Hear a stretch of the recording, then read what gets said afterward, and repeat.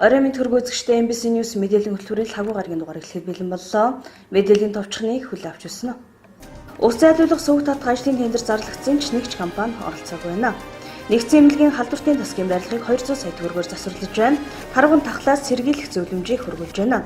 Ахлах 4-р сургууль багш нарынхаа дунд ур чадварын уралдаан явуулж байна. Ангаахын шинжлэх ухааны үндэсний их сургуулийн харьяа Гувалтай аймаг дахь Ангаахын сургуулийн 50 жилийн ноо тохиож байна. Анх удаа Ус аймаг Чацрагны баяраа хийж байна. Мэргэжлийн хэлтийн газраас хууль бус алт олборлолтын талаар мэдээлэл хийлээ. Эдгээр олон бусад мэдээллийн дэлгэрэнгээд анхаарлаа хандуулна. Эхний мэдээ хүргэе. Өнгөрсөн жил улаангомчууд усан давтаж их хэмжээний хохирол амссан гашуун сургамж. Замуудад ус зайлуулах хоолой хийгүү нулмаас айлууд инхүү усан давтсан. Аймгийн замын сангийн хөрөнгөөр эхний ээлжинд гарантийн замд ус зайлуулах хоолой ихээр төлөвлөгдөж 36 сая төгрөгийн тендер зарлагдсан ч нэгч компани оролцоогүй, дахин тендер зарлагдсан байна.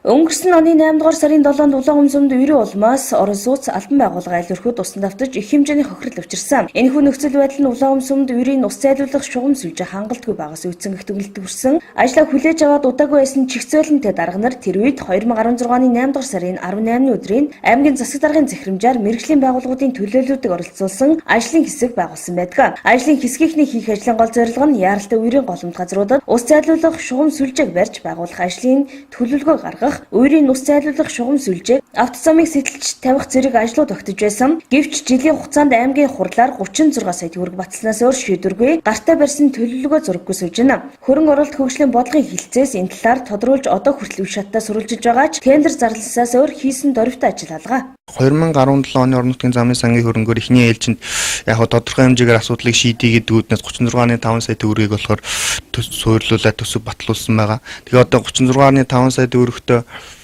тодорхой хэмжээний асуудлуудыг шийдэхдээ үр бүтээлтэй үр дүнтэй айл болохоор үр ашигтай байдлаар шийдэхэд бол ерөөсөө усыг зайлуулах арга нь болохоор суугчлал хийж залах асуудал юм аа гэдэг асуудал яригадаад тэгээд суугчлалыг хийхээр төлөвлөсөн байгаа. Тэгээд одоо суугчлал хийх төлөвлөлтөө яг айл хэсэгт хамгийн их асуудалтай байгаа хэсгээ эхлээд шийдэе гэдэг үүднээс хамгийн их асуудалтай байгаа хэсэг нь болохоор гарант 7 дугаар нутгийн гарантийн дээдлийн гүүртэй холбогдсон яг автозамд хажуугийн айлуудын хашаа нүүрх усан давтдаг учраас энэ айлуудыг шийдээ гэдэг шийдэл түрээд яг хуу энэ айлуудын асуудлыг шийдээ гэдэг одоо энэ дагуу ингээд ажлын наадмаар боловсруулад тендер зарлагдсан боловч одоо ажлын тендерт оролцоогүй байна ихний байдлаар. Тэгээд энэ дээр дахин тендер зарлагдсан байгаа. Тендерийн хугацааг бол одоо яг ажлын 5 хоногоор зарласан байгаа л да. Бүхэл бүтэн төвсөн батлагтаад 9 сар болж байгаа ч өнөөдрийн байдлаар ганцхан тендер зарлаж байгаа нь төрийн ажил хэрц салгар хойрог явдгийн жишээ харагдаж байна. Өмнөх засгийн үед гудамж төсөл гэж зураг төсөөгүй зам тавьснаас инхүү их хэмжээний ус хуримтлагдаж айл өрхөд усан давтах болсныг иргэд хэлсээр байгаа юм. Инхүү альч засгийн эрх мэдэлнүүд ард иргэдээ боддгүй, төрийн алба хашиж байж үүргээ ухамсарлдаггүй, тэнгэрийн умдаг атгсан мэд загнаж дураараа шийдвэр гаргадгийн талаар ядарсан иргэдэл үүсч байна. Одоо бүхий л төрийн байгууллагын дарга нар болоод аймгийн удирдлагууд баяр наадам амралт зугаалга аяллаа дуусгаж ард иргэдийнхээ төлөө гарч ирсэн амлалтаа багах гэж гисэн биелүүлж төрийн ажлаа үргэж явуулах хэрэгтэй байна. Дараагийн мэдээ 1984 оноос хойш ашиглалтанд орсноос хойш нэг ч удаа засварт ороогүй байсан халдвартын барилгад 200 сая төгрөгийн засвар хийгдэж байна. Энэхүү засварын ажлыг улсын төсөв болон Туркийн хамтын ажиллагааны ТК-гийн санхүүжилтээр хийж байгаа юм. Нэгдсэн эмнэлгийн халдвартын засгийн барилга 1984 онд ашиглалтанд орсноос хойш нэг ч удаа их засвар хийгдээгүй бөгөөд 2006 онд 30 гаруй сая төгрөгөөр хэсэгчлэн засвар хийж байжээ. Барилгын насжилтын хугацаа хэтэрснээс салхи бороо шуургыг ариучуд авдаг өвчтөн хэвтгэхэд хүндрэлтэй байдал үүсэж байсан. Тэгвэл аймгийн засаг даргын хамгийн газар, эрүүл мэндийн газар нэгдсэн эмнэлэг дээшд удаа дараа хүсэл тавьсны дагуу энэ жил усын төсөв 100 сая төгрөг суулгаснаар энэхүү засварын ажил хийгдэж эхэлжээ. Уг барилгыг засварлах зураг төсөл 140 сая төгрөгөөр хийгдсэн бөгөөд нэгдсэн эмнэлгээс дахин их усүр бүрдүүлэх шаардлага үүссэн байна. Тиймээс нэгдсэн эмнэлгээс Туркийн хамтын ажиллагааны ТК байгууллагад төсөл бичснээр дахин 100 сая төгрөгийг шийдвэрлүүлж чадчихэ. Ийхүү 200 сая төгрөгийн засвар хийгдэж байгаа бөгөөд 10 дугаар сарын 15 гэхэд бүрэн ашиглалтанд орох юм байна. Халдвартын дээврийн ерөнхий санхүүжилт маань зураг төсөл нь болохоор 140 сая төгрөгийн төсөвтэй.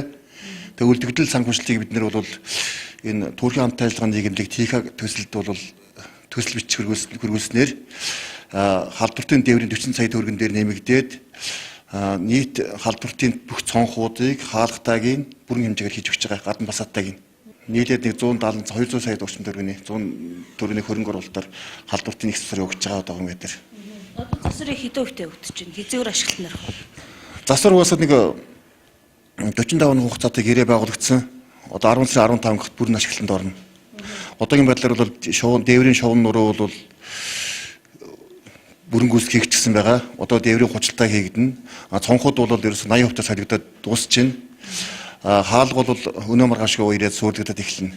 За 84 оноос хойш яг энэ халдвартын дээвэр болон дотор засвар бол ерөн хийгдээгүй хэсэгчилсэн байдлаар тодорхой хэмжээний орон нутгийн хөрөнгө оруулалтаар нэг 30 сая төгрөгийн засвар бол 2006 онд нэг удаа хийгдсэн. Дотор дээвэр бивтгээ нийлээд өөр засвар хийгдээгүй.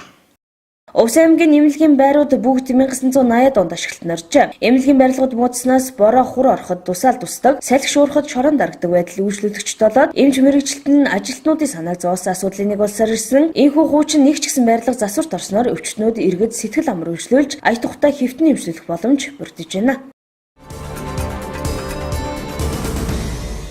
Дараагийн мэдээ. Зэрэгэлдээ аймаг буюу Ховд аймагт таргун тахал гарсантай холбоотойгоор Увс аймгийн нэгдсэн эмнэлэг болон эрүүл мэндийн салбарынх нь ажлаа эрчимжүүлэн иргэдийг зөвлөмж мэдээлэлээр ханган ажиллаж эхэлсэн бөгөөд иргэдэд дараах сэрэмжлүүлгийг хүргэж байна.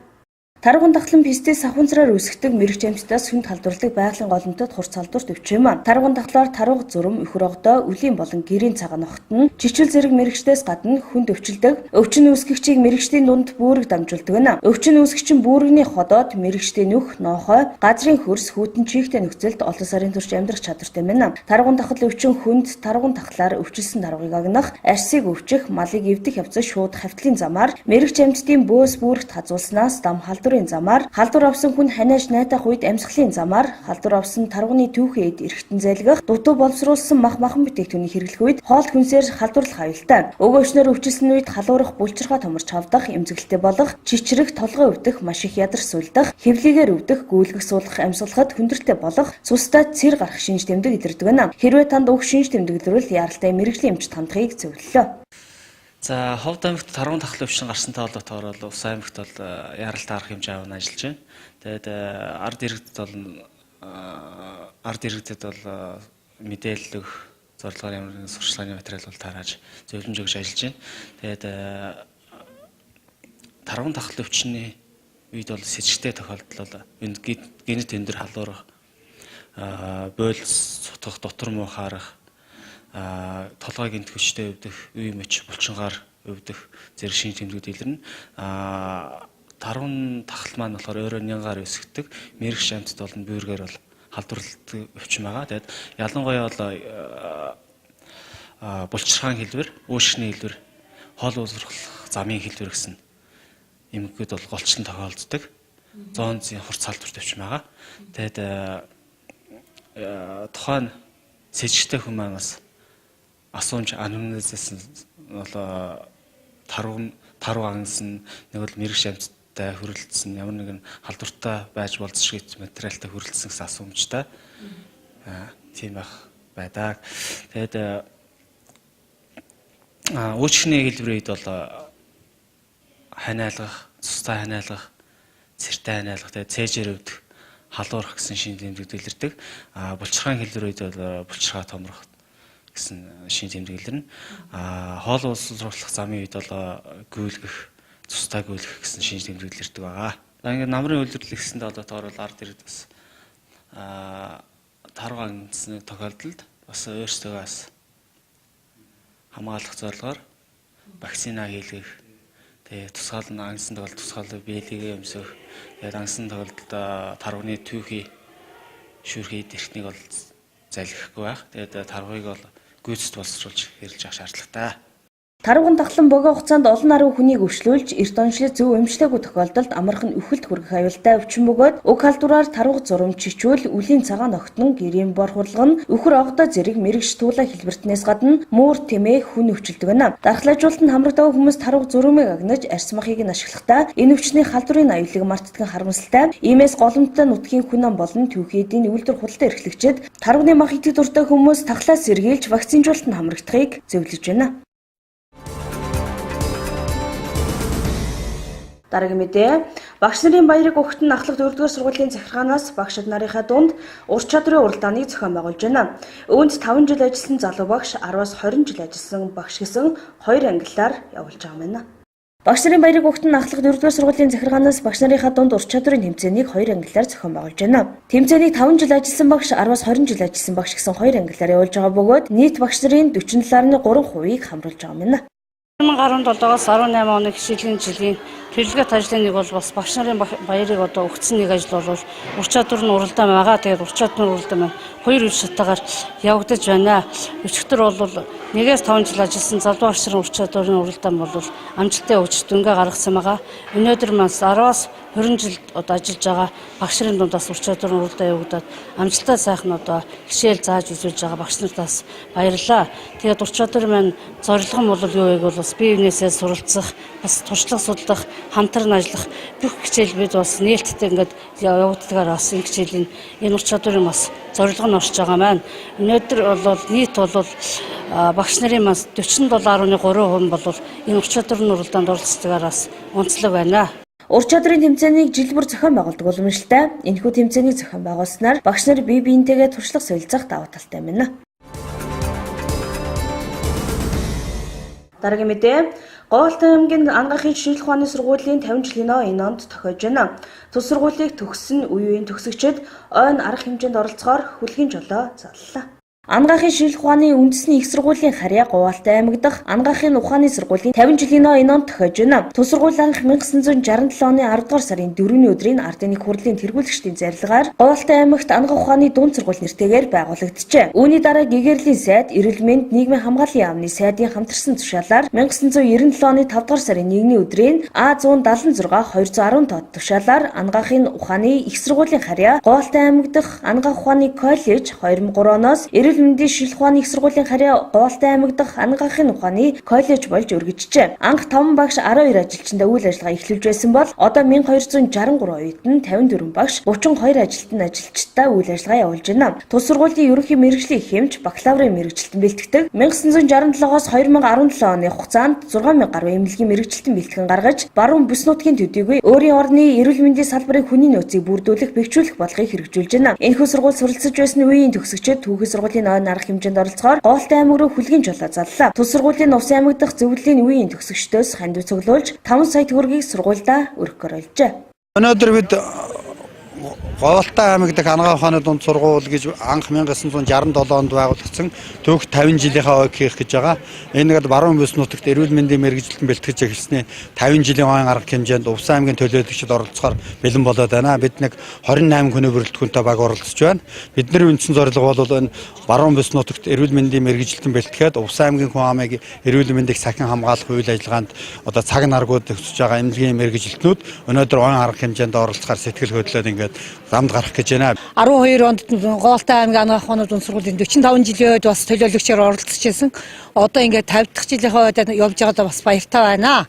Ингээд баруун бүс нутагт одоо эрүүл мэндийн анхан шатны тусламжуулалтын үзүүлэх мэргэжилтнүүдийг бэлтгэж гаргадаг Говьалтай аймгийн анагаах ухааны дунд сургуультай өөрсдөө сэтгэлийнхаа дэмийг өгөөд тэндээсээ бас одоо орчин үеийн арга туршлагаас нь сулцаж үеийн ахмадуудыг уулзуулах ийм зорилготойгоор бид явхад бэлэн болоод байна. Би 1967 онд анхны оюутан, 1971 онд төгссөн анхны төгсөгч. Одоо би 50 жилийн дараа сургуулийнхаа 50 жилийн үед оролцож байна. Тийм учраас туйлах баяртай байна. Тус сургуулийн 50 жилийн хугацаанд баруун бүсийн эрүүл мэндийн салбарыг чадварлаг боловсон хүчнээр хангахад маш их үүрэг гүйцэтгэсээр иржээ. Тус сургуулийг төгссөн чадварлаг боловсон хүчнүүд хүн зүүн олонныхоо эрүүл мэндийг сахин хамгаалж ажилласаар байна. Ингээд тус сургуулийг төгссөн үеийн төгсөгчдөө түүх 50 жилийн баярын мэндийг нийт арга иргэдийн өмнөөс хүргэж байна. Дараагийн мэдээ Увс аймгийн засаг дарганд хамгийн газар хүнс хөдөө чухал газар худалдаа аж үйлдвэрийн танхимтай хамтран чацрагны баярыг анх удаа зохион байгуулж байна. Тус арга хэмжээ чацраган тариалагч болон үйлдвэрлэгчдийн зөвлөгөөнөөр эхэлсэн байна.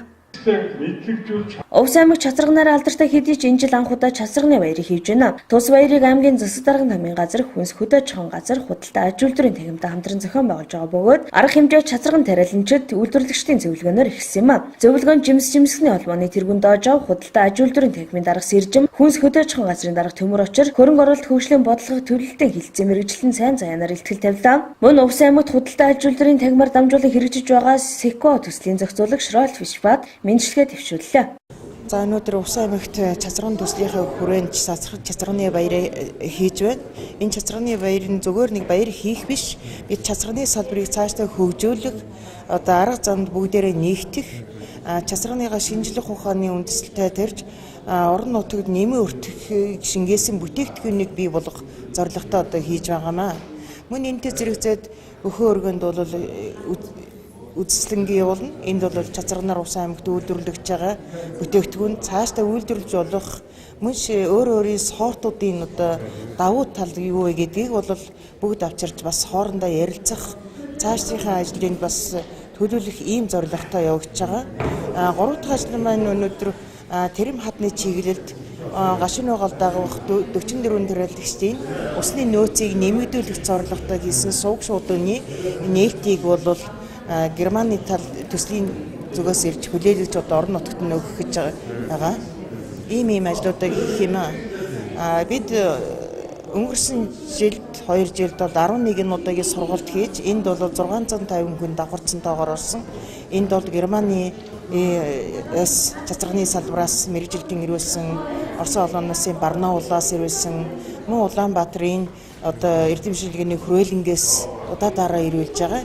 Энэ сургалтуудын үр дүнд бол Чацраган тариалагчид маань ямар ч байсан мэдлэгээ дээшлүүлж байна, чадварчж байна, бүтээгдэхүүн дээр анхаарч бас чанарын дагуу шаардлагатай чанартай бүтээгдэхүүн үйлдвэрлэхээр одоо нэгдэж ажиллаж байна. Энийг бол манай тангимын дэргэд байгаа кластерын баг бол яг өдөрт нь ажиллаж байгаа. За өнөөдөр Увс аймагт Чацрагны баярын арга хэмжээ зохион байгуулагдж байна. Энэхүү одоо баяраар бол Чацраган тариалагч иргэн аж ахуйн нэгжид маань одоо Чацрагныхаа салбарт үйлсэн одоо алдаа оноо олд амжилтынхаа талаар сайхан зөвлөсөн сайхан баяр болж байна. Энэ баярын маань ач холбогдол маань одоо Чацраганыг одоо Увс аймгийн брэнд болгох, мөн одоо дэлхийд одоо нэг номерт зарагддаг тийм брэнд бүтээгдэхүүн болгоход одоо зорилготой одоо явж байгаа. Энэ Чацраган тариалагч маань жилээс жилд одоо үйл ажиллагаа өргөжүүлж бүтээгдэхүүнийхээ чанар байдалд анхаарч сав баглаа бодол дээр нь сайжирсан иймэрхүү бас ололт амжилтууд байна. Мөн одоо Чацраган тариалагч байгаа иргэн аж ахуйн нэгжүүд маань мэрэгжлийн одоо баг мэрэгжлийн одоо байгууллагаас заавар зөвлөгөө авч тариалалтаа хийх. Тэнгиснээр одоо тэр гаагаас авах ургацын хэмжээ нэмэгдэх, нэг бутнаас авах ургац нэмэгдэх. Мөн одоо улмаар эдийн засагт бол маш их ач холбогдолтой байж байгаа. Тэгээд одоо Увс аймгийн маань одоо нийт Чацраган тариалагч иргэн аж ахуйн нэгжтэй бас баярын мэндийг бас дэвширлээ. Увс аймгийн Чацраган таримжилуулах ажил бол 1960-аад оны дундаас эхэллээ. Тэгээд энэ зах зээлийн үед бол энэ ажил жоохон уналтанд ороод бүр 2005 он гэхэд байгалийн Чацраган голдоо 13 тонн Чацраган хураадаг тийм л болсон л да. Тэгээд 2005 оноос нэг хөдлөөр батлагдаж тэрнээс хойш дахин сэргээх ажил яваад одоо харин сэргэх шатанд орж байна. Аймгийн хэмжээнд нэг 500-аар 600-аас 600 тонн Чацраган хурааж авдаг болоод бас сэргэлтэнд орж байна л да. Уг баяр зөвхөн зөвлөгөөнөөр дуусангүй, бүх өргөнд үзэсгэлэн уралдаан зохион байгуулагдаж, хүүхдийн гар зургийн уралдаан, шүлгийн уралдаан болж шилдгийг шалгаруулсан шагнал урамшуулсан байна.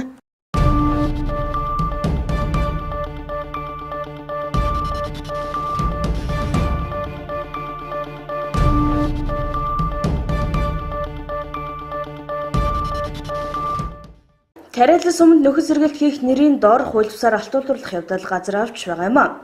Энэхүү үйл ажиллагаа явагдаа саргаар хугацаа өнгөрсөн ч бүрэн зогсоож чадахгүй дөхөрсөн. Тэгвэл мэргэжлийн хяналтын газраас энэ хугацаанд юу хийвгүй хэрэгэд цөөнгүй байна.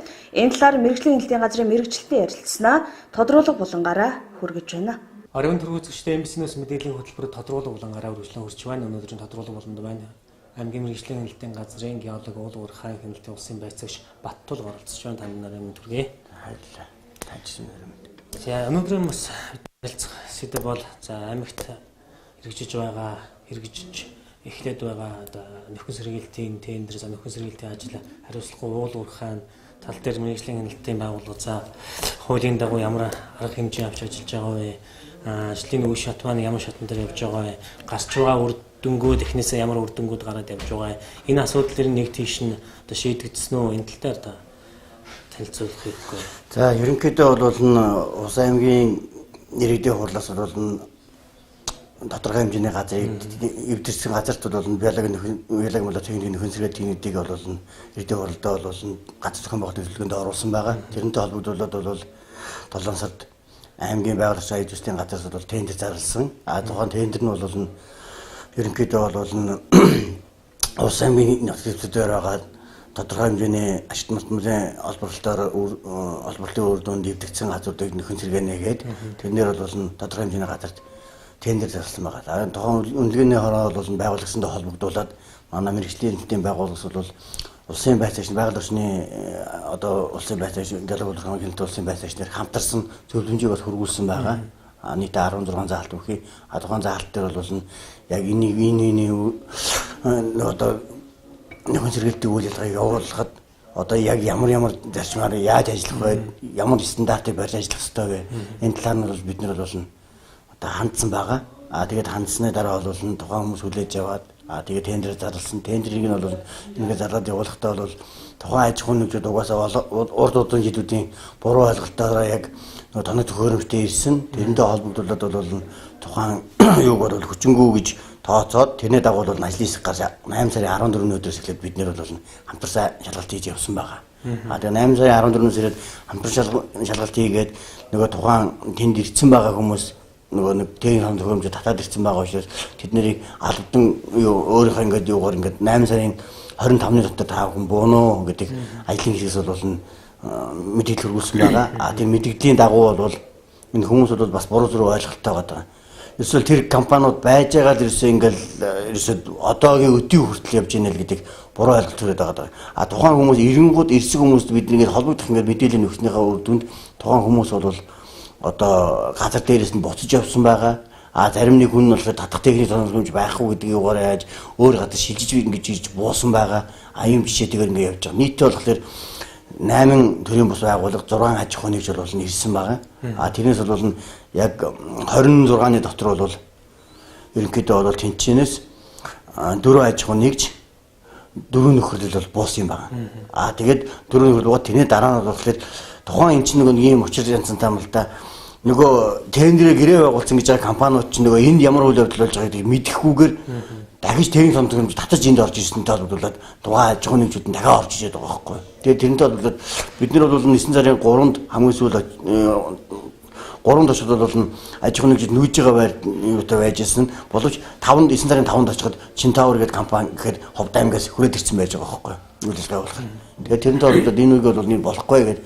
Тэгээд тэрний дараа бол миний дараа манай байгууллагын газар гэдэг зөвлөсөн хяналт улсын байцаагч ажлын хэсэгт байдгийн энэ албатан юу одоо тухайн энэ нөхөн газар хуулиар үйлчлэж байгаа хүмүүсийг заслан зохицуулахад ажлын хэсэгт орж ажиллаж байгаа тэр байцааг нь очиод тэгээд тухайн юуны бол 8 гэр байснаас 5 гэрийн нүүлгээд тэгээд одоо тэр үйл ажиллагаа болсон цахилгаан үүсгүүрүүдийнхэн бол бүгдээрнгийнх нь генератор тэрүүг нь авсан. Тэд нар бол дараагийн хяналт шалгуулчиход ямар нэгэн үйл ажиллагаа эрхлээгүй ингээ байж байгаа. Тэгээд энэ бол бид нэр хяталсан гарсан зөрчил болгон дээр арга хэмжээг аваа явуулсан. Тэгэхээр энэ хүмүүс бол энийг буруу зураг ойлголтоор ерөөсөө энэ байнгын юм үйл ажиллагаа болоод байгаа эднэр бол чимээгөө дуугуугаар толгойг нэгэд өнгөрч байгаа нэрээр олоод байгаа. Одоо шинээр гарсан зөрчлийн хуультай холбогдлоод бол энэ дээр бол тэгээ шууд бид нэр гардаж алавдаж хөөгж буулгадаг тийм бол байхгүй болсон. Тухайн хүн мэдээллийнхаа дагуу бол энэ шатлсан арга хэмжээг аваад ингээ явж байгаа. Хэн буулгах ёстой юм бэ? За тэгээд яг албадан буулгах болохоор тухайн аж ахуй нэгжийн бол гарах зардал. Одоо тэр үүсгэж байгаа хохирлыг гарах зардал гэдэг нь тооцоход бол байгаль орчны одоо хохирлын үнэлгээ тогтоох тусгай эрх бүхий байгууллага тэр учирж байгаа хохирлыг тогтоох хэрэгтэй нэгд бол. Хоёрдугаар бол тэрний бол хохирлын одоо хохирогчор нь бол тухайн сум орнотог хохирогчор нь байж тэр өөрчлөлтөмлөө гаргах ёстой. Энэ дээр бол зөвхөн манай байгууллага бол энэ хууль бус явдлыг талсан зогсоож энэ дээр гол нь хуулийн хэрэгжилтийг хангуулах гэдэг үүднээс бид нэр ажиллаж байгаа байхгүй юу? Энийг бол энэ хүмүүс сайн ойлгох хэрэгтэй байгаа юм. Хоёрдугаар болохоор ерөнхийдөө манай байгууллага маань чиг үүргээр бол одоо ингээд заасан байдаг. Зөрчлийн тухай хууль дээр заагдсан арга хэмжээнүүдийг авна гэж байдаг. Зөрчлийн тухай хууль дээр заасан байгаа арга хэмжээнүүд маань юу яах вэ гэхээр тухайн хүмүүсийг иргэнийг болохоор нэг 100-аас 150 мянган төгрөгөөр аж ахуйн нэгжүүлээд нэг сая 500 мянгаас нэг 10 сая төгрөгийн хооронд торгох гэсэн юм нэг заргааны шийтгэлийн арга хэмжээтэй байгаад байдаг. Энэ шийтгэлийн арга хэмжээг чинь шатаад аваад хахад энэ тухайн хүн чинь байгаад байгаа байхгүй юу? Нэгдүгээр. Тэгэхээр энийг бид нар яг үгээр ярилцаад энэ хууль хяналтайгаа байгууллагатай ярилцаад тэгээд тодорхой хүмүүсийг одоо бид нар юуны эрүүгийн хуулийг шилжүүлж одоо ингээд эрүүгээр гүйцэлж байгаа. Энэ чинь болохоор бидний нэг шатлсан арга хэмжээ гэдэг арга хэмжээ аваа яваад байгаа байхгүй юу? Энийг л ард иргэд манаас зөөр ойлгох хэрэгтэй байна. Энэ соёл ертөнцийн дээр ч гэсэндээ юу бараг л юу ч хийхгүй байгаа талаар ярьж байгаа. Энэ хүмүүсийн харж байгаа болохоор тийм хүн байсан гэж яриад байна. Тэр тийм хүн байсан мөртлөө тэр хүн чинь яваад өгчөж байгаа. Дараа нь өөр хүмүүс ирээд ингээд буугаад ажиллаж ийн гэдгийг л ойлгох хэрэгтэй.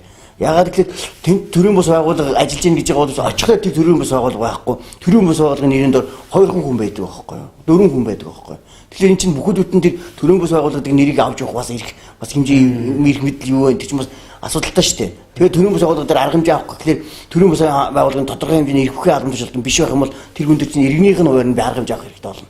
Тийм ээ.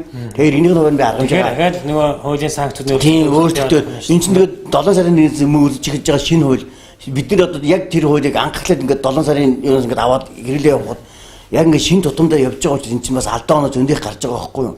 Яг л хуучин ашигтмалтлын тухай хууль юм уу хуучин цагдаа галмын тухай хууль нэгэрээ байх юм бол бид нэр одоо шууд цагдаатайгаа нодон жил урд жил бид нар хамтраад ажиллажсэн тэрний шигээ очиод шууд юмыг авч явшаад энд ячаад нөхөн төлбөр юугаа тогтоолгуулад ингээд ажиллах боломжтой. Тэг чинь энэ шинэ хуулиар бол нөхөн төлбөрийг тооц гэдэг ингээд заасан байгаа мөртлөө тэр нөхөн төлбөрийг болохоор мэргэжлийн байгууллага. Мэргэжлийн байгууллага маань Улаанбаатар хотод манай улсын аймагт мэргэжлийн байгууллага гэж байхгүй. Тэр байгууллагыг авчирхад тэндээс гарч байгаа зардлыг хэн төлөх вэ? Одоо аянд 2015 онд гарсан үйл явдалтай холбогдуулаад нийтдээ 160 хэдэн сая төгрөгийн нөхөн төлбөр тавиулсан байдгийг. 3 сайхан гэдэг компаниар хийлгэсэн үнэлгээ байдгийг. Тэгэхэд тэр одоо тавьсан үнэлгээгээр тогтоосон нөхөн төлбөрийг одоо хинч оруулж чадаагүй байгаа. Нэгдүгээр, хоёрдугаар тухайн байгууллагаас зардал гаргах хийсэн 8.5 сая төгрөгийг одоо манай улс аймгийн ямар ч байгууллага тэр компани төлөөгүй өртөөгөө явж байгаа. Одоо байгаль орчны газар аялал жуулчлалын газар мэргэжлийн хяналтын байгууллагаас бол байнга тэр компаниуд нөгөө нэг гарсан зардлынхаа мөнгийг биднээс нэхэл байгаа. Нэгдэг.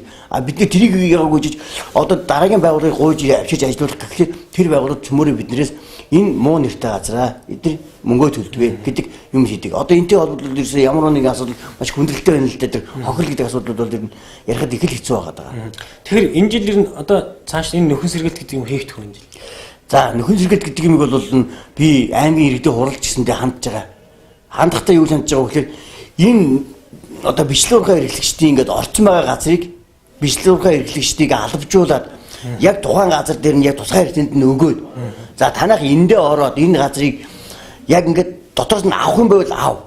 Бичлэг урхаа өөрөө угаасаа 3.5 м3-ийн багтаамжтай 2 дотоод шаталтын хөдөлгөөнтэй техникийг ашиглах боломжтой гэж байгаа шүү дээ. Энийгээ дагуулсан ажиллаад авчаад дараа нь тухайн газар дээр танах нөхөн сэргэлт хийгээд хүлээлгэж өгнө. Хүлээлгэж өгчөөд техникийн дараа тэр хүмүүс чинь дараагийн газар явах хэрэгтэй болно. Ингээд явж байхад тухайн хүмүүс маань энэ газрыг хэрвээ дотоо оргоод эсвэл тэр нөхөрлийн хүн өөр газар чинь малчих юм бол тэр хүмүүс увс аймгийн хэмжээнд дахиад ямар нэгэн бичлэг урхаа эрхлэх зорилтоор газар авах эрхгүйгээр ингээд эдгээр ингээд эрхцэн хүрээнд эрхийн хязгаарлаад ингээд албажуулах хүрээгээр ингээд хий гэсэн саналыг бол юунд бол тавьж байгаа. Иргэдийн хурлд бол тэгээд иргэдийн хурлын бүх асуудлыг шийдэж одоо нэг шинэ 151-аар бол иргэдийн хурлаар энэ тухайн газруудыг тусгайлсан давхтлаар асуудлаа шийдэх учраас тэр талаар нь бид нар энэ дээр бол хамтран ажиллах ингээд саналаа өгөө явж байгаа. За тэгээд дараагийн асуудал одоо яг хичнээн компани байна. Одоогийн байдлаар яг бор хавцалд бол нэг иргэн нэг аж ахуйн шойр байна. Нэг иргэн нь бол аяндаа та бүхэн бүгдээрээ мэдж байгаа Чулуунбаатар гэдэг хүн байгаа.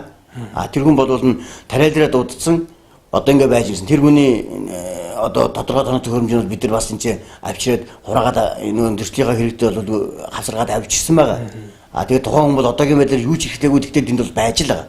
Ягаад гэвэл тэр чинь авсаархан нэг юу сонсмол очиад ачиж аваад явчихдаг юм биш байгаа л да. Тэгэл тодорхой хэмжээний нэг тариалар юм юу авчиж ирдэг учраас бас их зардалтай тэр хүмүүс бол тэнцэн юмоо зөхөд хэцүү учраас ингээд байж байна. Тэгэхээр хүмүүс бол тэрийг аж ахуйн нэг ажиллаад ингэдэг ойлголтыг төрөөд байгаа байхгүй. Одоо Чинтавер гэдэг компани байна. Тэн дээр бол бүх техникийг авчир тавьсан байгаа мөртлөө тэр хүмүүс татдаг нэг юу яхаар дорой жил нэг талдаа татхад энэ чинь бол 30-40 сая төгрөг задал одоо ингэ орж ийнэ. Тийм учраас бид энийг авахд тодорхой хэмжээний бас хоног хугацаа хэрэгтэй байна. Тэр техникийг татж авахд гээд тэгэхээр гомдлаараад бид ингэж идэг хамгийн хэцүү нь болохоор бид нар болохоор ямар нэгэн байгууллагын гомдлын шийдвэрлэдэг байгууллага манайх биш шүү дээ. Тийм учраас бид нар бол гарсан төслийг арилгах үүднээс бид нар арга хэмжээгээ аваад явж байгаа. Бургастад бол одоогийн байдлаар бол бургастад бол аж ахуйн нэг шиг Ямагата шавж игээд аж ахуйн байсан тэр бол өчтөр бүх техникийн хэмжээ татаад нүүж ийнэ гэдэг аль биесээр бол мэдгдсэн. Ягаад гэвэл бас манай тэр тухайн дэвслийн хэрэгтэй хавцарсан байгаа тоног төхөөрөмж нь манай дэргэнд байгаа учраас тэрийг авах үүднээс манай руу ингэж холбогддгийг. Тэрийг ингээд бид нар авмаар байна. Тэрнтэй холбогдлоод одоо бидний нүүж байгаа учраас яг энийг албажуулаад ингээд бидний дэвслийг хавцарсан байгаа юм. Одоо тэр нүүж байгаа одоо явж байгаа ингэж байгаа гэсэн мэдээллийг тэндээс яг ямар субъект өгч байна. За ерөнхийдөө бол нүүж байгаа гэдгийг бол өөрөөсөө мэдэж байгаа. Хоёрдугаар яг газар дээр нь тэр учруулсан хохирол юм уу тэр одоо Ямагата шавчиг бол Бургастан голд угаасаа татан зэрэг компани үйл ажиллагаа үйлж ирсэн нөхөн зэрэгэлт хийсэн байсан талбай дээр бол байрлаж ирсэн байгаа. Тэгээд тэр тухайн газар дээр бол бид тодорхой хэмжээний одоо эвдсэн байгаа бол тэргээд ихшлээ те. Тэр ямарсан тэр тодорхой хэмжээнд бол юу яагаад тэгээ бол яаж байгаа. Яагаад гэвэл хохирлыг бид нар бол тогтоох боломжгүй. Тогтоод ирэхтэй хүмүүс биш учраас бид нар бол тэрийг бол яах вэ?